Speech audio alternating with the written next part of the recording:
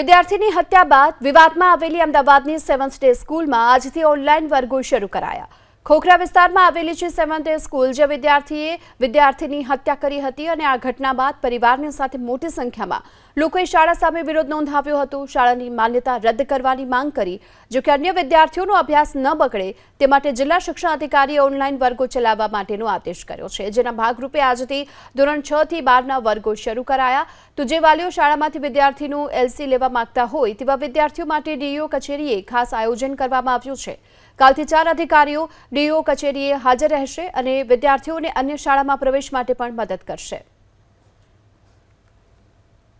કેટલાક વાલીઓના જે રીતે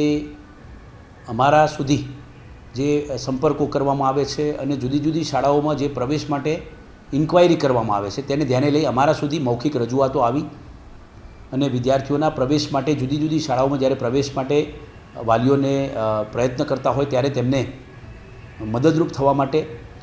અમદાવાદની મણિનગર ખોખરા વિસ્તારની અને અન્ય શાળાઓને અમે સૂચના આપી છે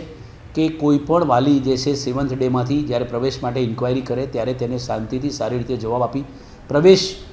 ફોર્મ ભરાવી અને હાલ પૂરતું ભલે એમનું લિવિંગ સર્ટિફિકેટ ન હોય તો પણ